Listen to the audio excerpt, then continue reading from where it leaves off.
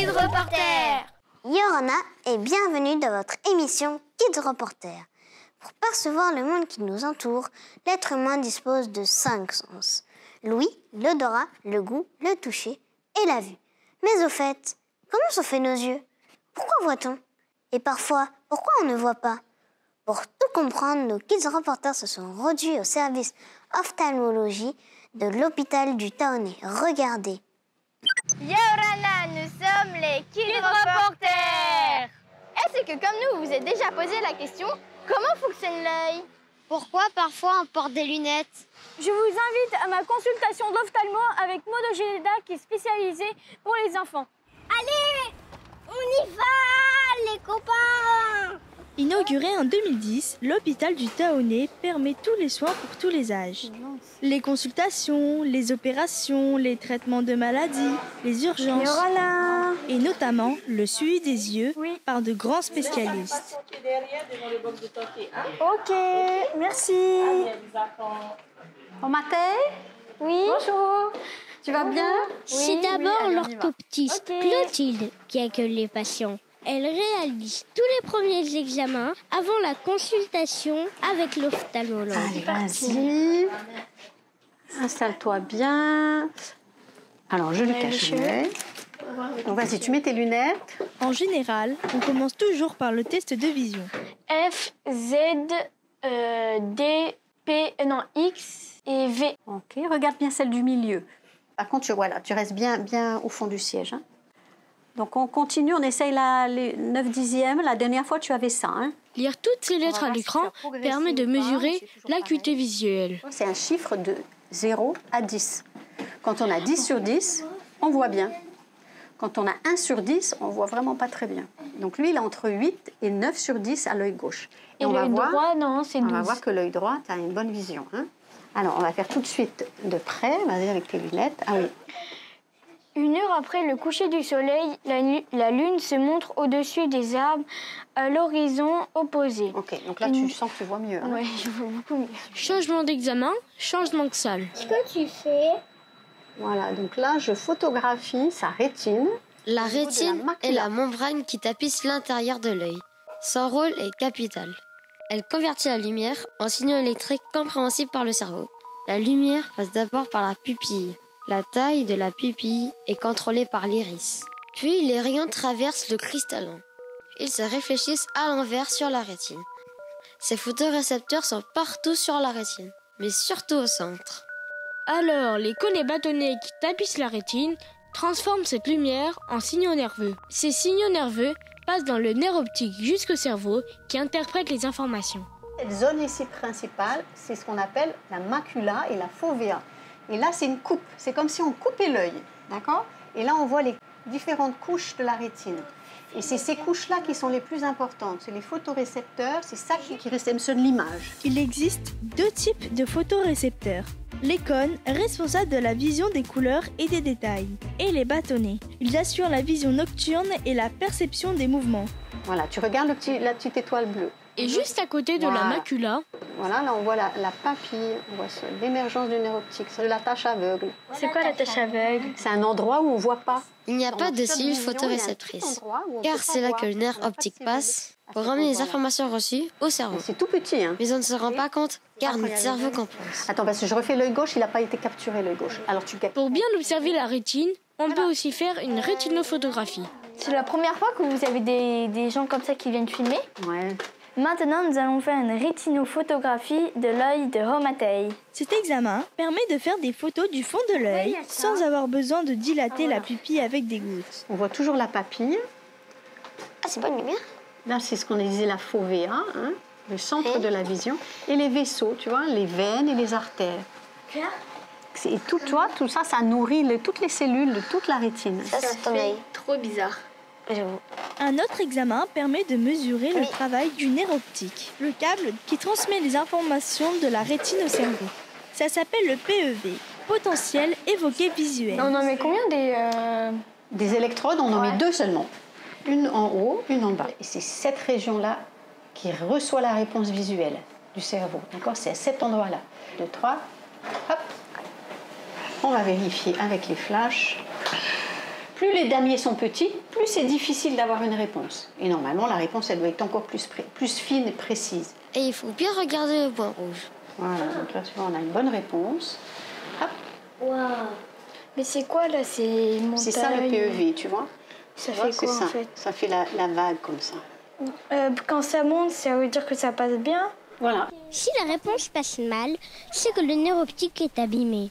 À l'heure actuelle, on ne sait pas encore réparer les fibres d'un nerf optique. Mais la science avance. Allez, on fait le champ visuel maintenant. Je reprends la caméra? Et je vais devoir éteindre la lumière parce que du coup, il faut le faire dans une atmosphère, voilà, sombre. Voilà, sinon la machine, elle ne va pas se mettre en route.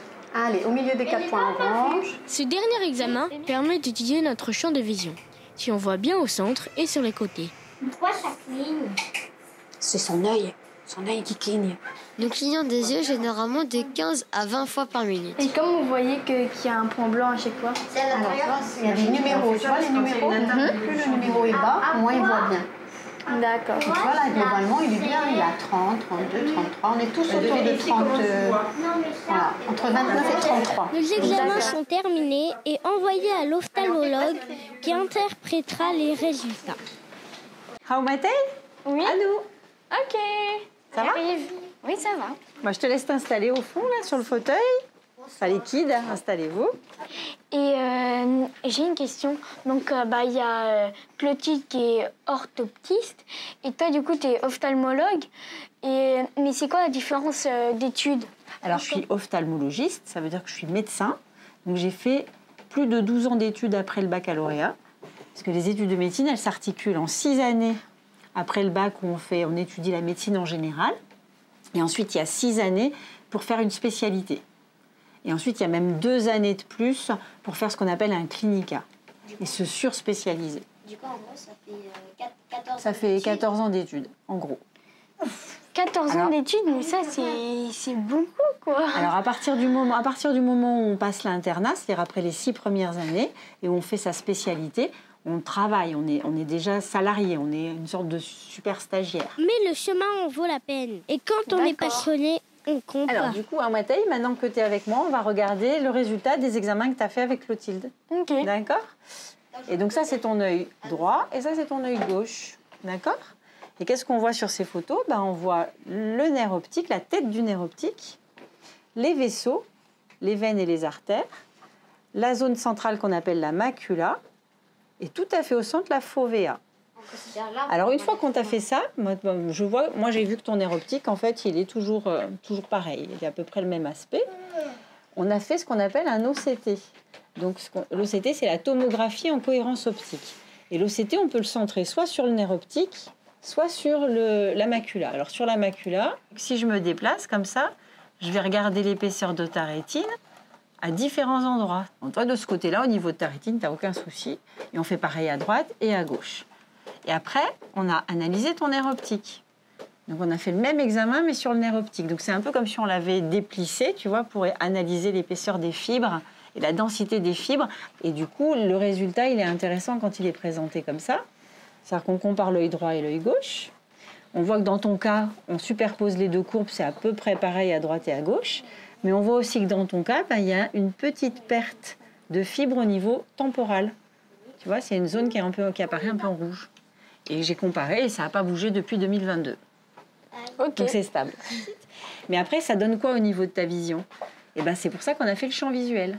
De côté de ton œil gauche, là où ton œil voit un petit peu moins bien, etc., on voit qu'il y a ce qu'on appelle un scotome, c'est-à-dire une partie de ton champ visuel qui ne voit pas bien. Okay. Au niveau central, c'est-à-dire que tu vois bien les points partout là, mais là, il y a une zone où tu ne vois pas très bien les points. J'ai comparé par rapport à l'année dernière, tu vois, où tu as fait l'examen tranquille. C'est stable. Ça va. Donc, maintenant, tu vas enlever tes lunettes et je vais vérifier que les lunettes que tu as, elles sont bien adaptées en refaisant des mesures de tes yeux. Donc, tu regardes bien droit devant toi, tu essayes de ne pas trop cligner, tu gardes la bouche fermée, tu vises bien la petite montgolfière. Voilà, on fait pareil de l'autre côté. Maintenant, l'appareil, il change de tête et on va prendre la tension dans ton œil avec un système de pulsaire. C'est-à-dire qu'on va envoyer un petit jet d'air. Voilà, détends-toi, ouvre tes 2 yeux bien grands. Voilà, cet appareil, il va aussi mesurer l'épaisseur de ta cornée, ce qu'on appelle la pachymétrie. Ouais, super, très bien. Ta tension, elle est normale, elle est inférieure à 20 mm de mercure des deux côtés. C'est bon? Oui. Tu vas refaire? Donc, ce que je peux faire, c'est transférer les mesures que j'ai faites ici sur mon appareil ici. Et du coup, ça, c'est comme des grosses lunettes. Je vais cacher un œil.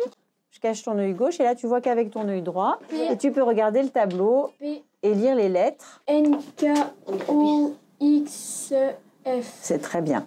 Donc là, ce qui est important à dire sur les échelles, c'est que c'est une échelle logarithmique, c'est pas une échelle linéaire. Donc, il y a une plus grosse différence entre 1 dixième et 2 dixièmes qu'entre 9 dixièmes et 10 dixièmes, où c'est presque pareil. Cette échelle est très connue. C'est celle imaginée par l'ophtalmologue français Ferdinand Monnoyer. Facile à reconnaître, il s'est amusé à intégrer son propre nom dans les colonnes de l'échelle. Et pour la vision de près? Alors si j'avais voulu aussi évaluer ta vision de près, j'aurais descendu ça. 1 heure après le coucher du soleil, la lune... Super. Et donc après, on passe à l'autre poste qui consiste à regarder tes yeux de plus près. Tiens, vas-y, pose le menton dans le creux. Et donc ça, en fait, c'est comme un microscope. Sauf qu'au lieu de le regarder vers le bas, c'est un microscope, c'est ce qu'on appelle un biomicroscope. Et nous, on appelle ça une lampe à fente. Une lampe à fente parce qu'en fait, ça projette une fente, tu vois, sur l'œil de Haumatei. Et moi, quand je regarde là, d'abord, c'est grossi. J'ai un grossissement, tu vois, qui peut être x10, x16, x25, x33. Je peux aller jusqu'à 33 fois la taille de l'œil. Et donc après, quand je vais regarder son œil, je vais voir les détails. Alors, je ne sais pas si vous pouvez filmer dedans, là. Ah si, super, voilà. Et puis bien sûr, vous imaginez bien que quand on examine des tout petits bébés, eh ben, on ne peut pas utiliser tout cet attirail de grandes personnes. Donc on utilise du matériel portable. Tu vois, avec cette main-là, tu tiens fort et t'appuies. Tu appuies tout le temps. Avec cette main-là, tu te tiens là et tu regardes les yeux de Haumatei. Tu vois les détails? Tu vois quelque chose? Oui, je vois le noir. Tu vois la pupille, c'est le petit trou qui est noir au centre. Tu vois la couleur qui est marron chez Haumatei. Et d'ailleurs, Pourquoi avons-nous des yeux de différentes couleurs? C'est une question de pigment. On a les yeux plus ou moins pigmentés, comme la peau. Donc en général, quand on a la peau très claire, on a aussi les yeux clairs. Et les yeux clairs, ça fait des yeux avec peu de pigments, c'est les yeux bleus. Quand on a la peau plus pigmentée, en général, on a les yeux plus foncés, les yeux marrons, voire même les yeux noirs. Et puis entre les deux, il y a tout un gradient. C'est-à-dire que du bleu, on passe au vert, du vert, on passe au marron, du marron au noir, en fonction de la quantité de pigments qu'on a dans l'œil. Et les patients qui sont albinos, ils ont un œil qui est très peu pigmenté, et donc ils ont un iris qui est transilluminable. C'est-à-dire que quand on projette de la lumière sur leurs yeux, eh ben on a le reflet de la rétine et ça donne l'impression qu'ils ont les yeux rouges. Ah oui.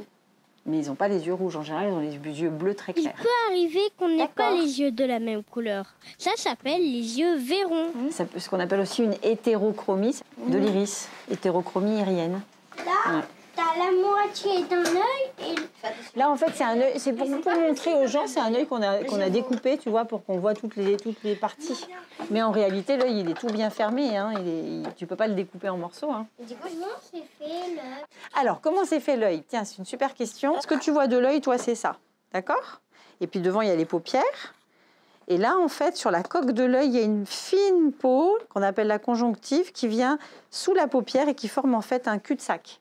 Donc, on ne peut pas passer derrière, hein, normalement. Hein. OK? Ça, le hublot transparent de l'œil, c'est ce qu'on appelle la cornée. D'accord? Ensuite, là, moi, je vais ouvrir l'œil, hein, mais normalement, on ne l'ouvre pas. Hein. Hop! Ah oui. Derrière la cornée, quand on regarde comme ça, on a l'iris, la partie colorée de l'œil. Et si on compare l'œil à un appareil photo, l'iris, ça fonctionne comme un diaphragme. Et en fait, quand il y a beaucoup de lumière, l'iris, il va se resserrer comme ça. Ça va permettre de laisser rentrer pas trop de lumière. Et quand il y a peu de lumière, l'iris, il va au contraire, il va y avoir une ouverture de la pupille de manière à faire passer plus de lumière. Et au centre, il y a un trou. Ce qu'on appelle la pupille, en fait, c'est un petit trou, okay, qui est plus ou moins large. Et derrière le petit trou, derrière la pupille, on a le cristallin. Le cristallin, c'est une petite lentille, comme un verre de lunettes, en fait, hein, qui est là, qui est placé à cet endroit, et qui va changer de courbure. Et en fonction de la courbure qu'il va adopter, ça va permettre la mise au point. En fait, c'est l'autofocus de l'œil. Et là, en fait, là, il y a de l'eau, et là, il y a un gel qu'on appelle le vitré. La rétine, c'est la pellicule photo de l'œil. Donc, en fait, la lumière, elle arrive ici. Donc, il faut que la cornée soit bien claire, que ta pupille, elle soit bien ouverte, que ton cristallin, il soit bien transparent pour que la lumière, elle traverse et elle vienne faire une sorte de photo ici. Donc en fait, c'est un message lumineux qui se transforme en message chimique, qui se transforme en message électrique. Et ensuite, c'est un potentiel électrique qui va suivre le nerf optique jusqu'au cerveau. Et la zone du cerveau qui s'occupe particulièrement de la vision, c'est l'occiput, c'est au niveau occipital. J'ai une question. Oui. Pourquoi il y a deux... il y a deux lentilles. Ah, parce qu'en fait, ça, c'est pour montrer au patient, quand on dit que le patient il a une cataracte, ça veut dire que son cristallin, au lieu d'être bien transparent, il est opaque. Ah. Voilà. Donc, on montre au patient ce qu'il a. On lui dit, voilà, en fait, vous avez une cataracte. Donc, du coup, la lumière, elle ne peut pas passer dans l'œil. Donc, pour pouvoir mieux voir, ça ne sert à rien de mettre des lunettes, parce que si je mets une lunette là, la lumière, elle va passer à travers la lunette, mais elle ne passera toujours pas dans l'œil. Donc, il faut faire une opération et mettre à la place du cristallin une petite lentille qu'on appelle un implant. Et ça sert à quoi? Alors ça, c'est la même chose, mais la maquette, elle est différente, elle est présentée autrement. Mais tu vois, ton œil, il a été découpé. Tu as aussi la cornée, tu as aussi l'iris, mais là, on n'a pas mis de couleur. Tu as le cristallin, sauf que là, on a montré comme s'il y avait une petite cataracte. Et ça, c'est l'image du fond d'œil, avec des images de fond d'œil différents s'il y a des pathologies, s'il y a des maladies. Et est-ce que, ça, c'est un fond d'œil normal, par exemple. Vous pouvez nous montrer quand le fond d'œil, il y a une tache de sang? Alors là, on va te montrer ça, par exemple. Ça, c'est quand le nerf optique il est creux, quand il y a un glaucome. C'est quoi un glaucome? Un glaucome, c'est quand on a trop de tension dans l'œil et que ça abîme le nerf optique. Ça, c'est quand il y a un œdème du nerf optique. Au contraire, le nerf optique est tout gonflé. Là, c'est quand il y a eu justement un saignement. C'est une veine qui s'est bouchée. Comme ça s'est bouché, ça a saigné partout. Voilà. Et ça, c'est un décollement de la rétine. C'est-à-dire qu'en fait, il y a eu un trou dans la rétine, un peu comme un trou dans un papier peint. Et comme on est dans un milieu liquide, le liquide y passe sous la rétine et ça décolle la rétine. Mais comment ça se fait que il y a plein de raisons. Ça peut être suite à un traumatisme, ça peut être parce que la personne est très myope et que du coup elle a une rétine fragile en périphérie. Ça peut être plein de choses. Donc à Aromatei, on a fini la consultation, c'est stable. Et du coup, je ne vais pas changer tes lunettes parce qu'elles sont toujours adaptées. Par rapport à la dernière fois, tu te rappelles, on t'avait mis des gouttes dans les yeux pour bloquer le travail d'accommodation de ton œil et faire une mesure qui soit bien précise. Et donc, ta vue n'a pas évolué de ce point de vue-là, donc on ne change pas tes lunettes. En revanche, on va juste changer ton filtre Riser. Et donc, je vais te donner une ordonnance et tu iras chez l'opticien chercher ton filtre. Voilà. Et si on avait changé les lunettes, tu aurais pu changer tes lunettes. Depuis quand ça existe, les lunettes? Alors, les lunettes, ça existe depuis très longtemps. Les moines copistes dans les monastères, ils avaient déjà une pierre qu'ils appelaient la pierre de lecture, qui leur permettait de grossir les caractères. Sous l'Antiquité, on utilisait déjà des morceaux de quartz poli. Mais les premières lunettes à monture n'apparaissent qu'au XIIIe siècle, avec des verres en verre minéral. Mais c'était fragile. Au XXe siècle, le plastique puis le polycarbonate et les résines organiques ont progressivement pris la place, rendant les lunettes plus légères et résistantes. À quoi servent les lunettes? Alors les lunettes, elles servent à corriger la vue. Donc normalement, si tout va bien, si on n'a pas besoin de lunettes, c'est que ton œil il est capable de bien voir au loin et de bien voir au près sans correction. D'accord? Mais quand on est myope, par exemple, c'est grosso modo qu'on a un œil qui est trop grand. Donc quand on regarde quelque chose au loin, l'image elle va se former en avant de la rétine et l'œil il n'a pas la capacité de faire la mise au point dans ce sens-là. Alors du coup, la lunette, elle va permettre de focaliser l'image sur la rétine. Ça, c'est pour les myopes. À l'inverse, les hypermétropes, c'est des gens qui ont l'œil un petit peu trop court. Alors si c'est une petite hypermétropie, le cristallin, en faisant l'accommodation, il va arriver à compenser, mais ça peut fatiguer beaucoup. Du coup, on met des lunettes. Ou quand on a une hypermétropie très forte, on voit flou et de loin et de près, parce que l'image, elle se forme en arrière de la rétine, et l'œil n'est plus capable de la focaliser. Et donc là, on met des lunettes qui sont... Donc les verres, chez les hypermétropes, les verres, ils sont convexes, alors que chez les myopes, les verres, ils sont concaves. Ce n'est pas tout à fait la même forme de verre. Et puis entre les deux, enfin, ce n'est pas tout à fait entre les deux, mais c'est un autre trouble, c'est l'astigmatisme. Quand on dit que quelqu'un est astigmate, c'est quand son œil, au lieu d'être bien rond comme un ballon de football, il est légèrement ovale comme un ballon de rugby. C'est-à-dire que la courbure verticale et la courbure horizontale de l'œil n'est pas tout à fait la même. Et du coup, on corrige avec ce qu'on appelle un verre cylindrique. Et c'est pour ça que la formule des lunettes, c'est toujours, il y a plusieurs chiffres quand on te prescrit une lunette. Il y a un premier chiffre qui est plus ou moins si tu es myope ou hypermétrope, un deuxième chiffre entre parenthèses qui dit si tu es astigmate, avec un axe, dans quel axe tu es astigmate.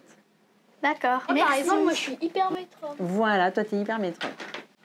Et puis après, il y a aussi les personnes après un certain âge, à partir de 45 ans, eh ben, on a le cristallin qui n'est plus capable de faire sa fonction d'autofocus, de mise au point, vue de loin, vue de près. Et du coup, on devient presbyte. Et on a besoin de lunettes comme un hypermétrope. On a besoin de lunettes qui sont convexes, de verres qui grossissent l'image. Est-ce que vous avez tout compris? Oui. C'est pas trop compliqué? Non.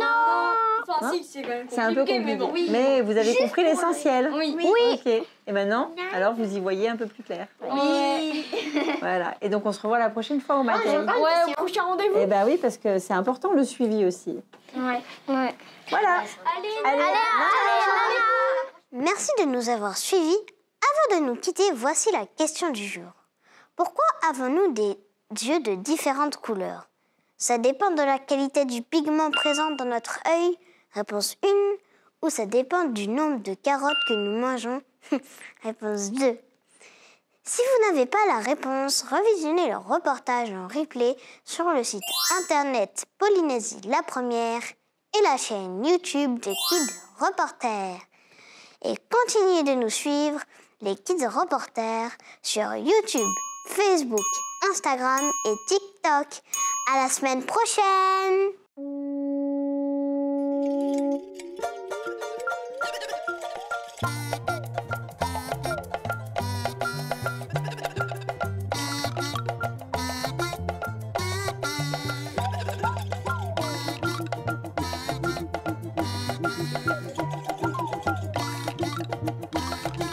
Nous sommes les Kids Reporters.